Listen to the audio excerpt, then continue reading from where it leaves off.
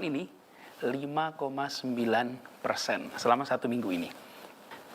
Berdasarkan data-data tadi, maka akan amat berisiko apabila kita melonggarkan fase 1 PSBB transisi ini dan masuk ke fase 2. Karena itu, kami di DKI Jakarta, gugus tugas memutuskan untuk kembali memperpanjang fase 1 PSBB transisi ini sampai 2 pekan ke depan, sebelum kita bisa beralih ke fase kedua. Malah justru saat ini kita harus lebih serius dalam memastikan protokol kesehatan. Memastikan apa? Untuk dijalankan dengan ketat. Kembali di Indonesia Bicara, pemirsa membahas mengenai perpanjangan PSBB transisi fase pertama di DKI Jakarta. Masih bersama Pak Diki, epidemiologi di sini. Pak Diki, kalau kita bicara soal bagaimana kedisiplinan masyarakat di DKI Jakarta yang akhirnya minggu terakhir PSBB fase pertama ini mengalami lonjakan begitu. Apakah memang sulit untuk mengubah kebiasaan masyarakat, Pak? Cukup sulit di berbagai negara, juga berbagai negara pandemi sekalipun 100 tahun yang lalu malah ketika pandemi flu Spanyol terjadi, memang di beberapa bulan setelah serangan awal ini ada, terutama setelah ada katakanlah lockdown ya kalau di luar, ini terjadi rasa bosan ya, ada juga sebagian masyarakat yang merasa bahwa ini bukan sesuatu yang serius. Nah ini 100 tahun lalu terjadi dan saat ini juga terjadi. Ini adalah PR yang memang cukup memang besar, di mana kita harus mengedukasi masyarakat. Dan ingat, memang 50% kurang lebih penduduk Indonesia ini kan berpendidikan SMP. Nah, artinya harus menggunakan strategi yang lebih mudah ya dipahami bahasanya, komunikasinya. Ini yang tentunya sangat berpengaruh nanti dengan perubahan perilaku mereka dalam menjaga jarak, memakai masker. Kenapa dia harus pakai masker? Kan kalau kita lihat banyak yang merasa karena jangankan yang masyarakat secara umum lah, di perkantoran pun saya masih melihat ini terjadi. Artinya pengabaian ini artinya dengan protokol kesehatan ada yang disebut dengan kontrolnya. Jadi jangan hanya protokolnya tapi juga fungsi kontrol yang dilakukan tidak hanya internal tapi juga dari katakanlah pihak pemerintah daerah. Dan saat ini saya kira dalam PSBB transisi ini tidak harus diberlakukan sanksi. Oke, penindakan begitu ya Pak ya?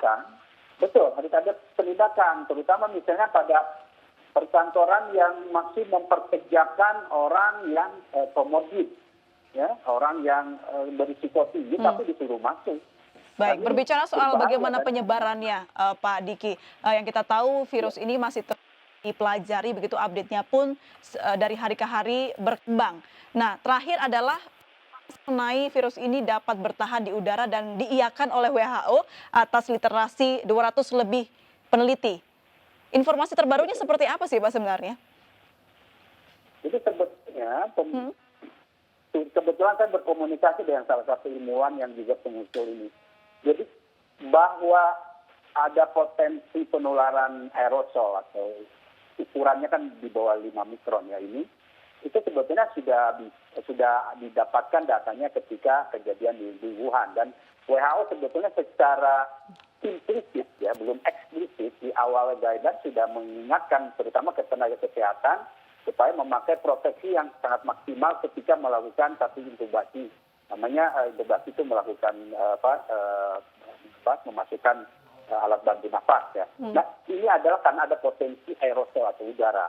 Nah namun sekarang yang disampaikan oleh para ilmuwan ini bukan berarti bahwa potensi udara ini mengalahkan droplet, bukan. Tetap yang utama, yang main transmission ini adalah droplet ya dalam percikan bicara dan batuk. Jadi yang mereka ingin pastikan adalah protokol dalam artian ventilasi di setiap indoor. Nah berarti ini perkantoran, gedung, pasar, bioskop dan segala macam restoran ini harus ada evaluasi ya, bagaimana. Betul. Baik, Pak Diki, kita sudah terhubung dengan Wakil Gubernur DKI Jakarta, Bang Riza Patria. Selamat malam, Bang Riza. Malam. Baik, Bang Riza, hari ini adalah penyebaran pasien positif COVID-19 di Jakarta masih tinggi, 253 orang, begitu Bang Riza. Apakah masuk fase pertama dan diperpanjang ini, apa perbedaannya?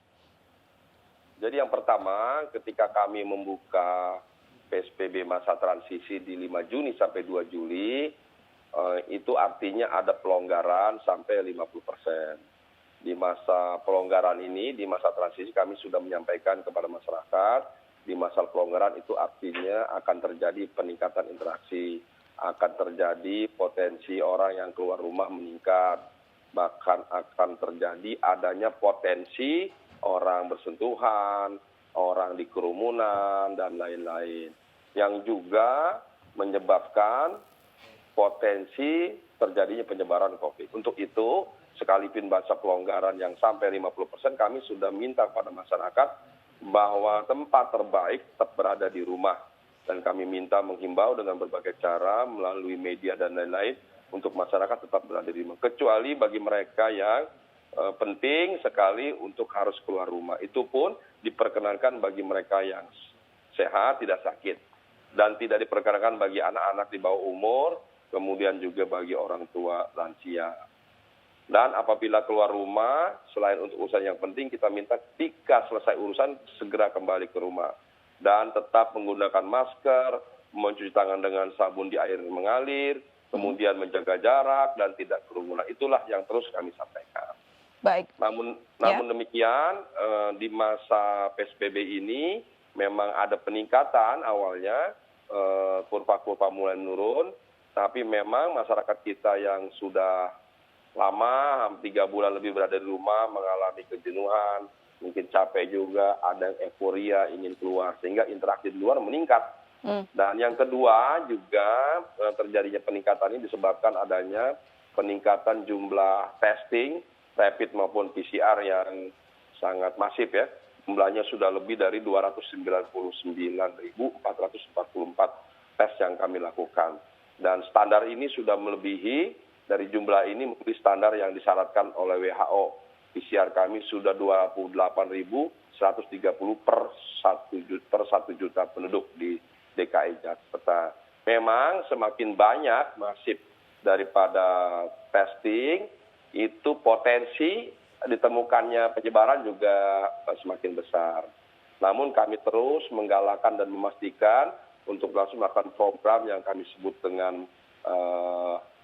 testing, tracing, dan treatment. Baik, Pak Riza, testing sudah dilakukan dan bahkan sudah melampaui target yang diterapkan WHO begitu. Namun penyebaran masih tinggi. Sebenarnya dari mana saja sih Pak penyebarannya ini dan apa upaya dari Pemprov untuk menekan ini Pak? Ya, upaya kami ya berbagai hal kami lakukan. Di antaranya terus menyempurnakan berbagai regulasi yang ada yang telah kami keluarkan. Kemudian juga menghadirkan aparat sebanyak mungkin, selain dari Satpol PP, Dishub, Disnaker, kemudian TNI Polri, kami juga menghadirkan tidak kurang dari 5.000 pegawai kami, ASN kami, PNS kami, untuk ikut menjadi pengawas PBB yang kami sebar, kami turunkan di unit-unit kegiatan di seluruh wilayah kota Jakarta. Mulai dari pasar, mall, tempat publik transportasi, rumah sakit, dan tempat lainnya. Untuk memastikan agar seluruh masyarakat bisa patuh dan taat. Penyebaran terbanyak dari mana sih Bang Riza? Ya, menurut data memang penyebaran terbanyak itu ada di sekitar rumah sakit, kemudian di komunitas-komunitas. Perkantoran apakah juga terdeteksi? Kemudian di pasar, perkantoran jumlahnya sedikit sekali ya. Jadi memang ada 4 titik unit kegiatan yang menjadi perhatian. Pertama adalah pasar, kedua adalah publik transportasi, termasuk ya rumah sakit, puskesmas yang menjadi tempat daripada pengobatan atau penanggulangan COVID itu sendiri juga harus menjadi perhatian kita bersama. Nah, untuk itu juga kami juga mengeluarkan Pergub 41 tahun 2020 terkait dengan pemberian sanksi. Sanksi juga kami kenakan bagi siapa saja yang melanggar. Ada sanksi administrasi, mulai dari sanksi teguran, penutupan sementara, sampai dengan pencabutan izin.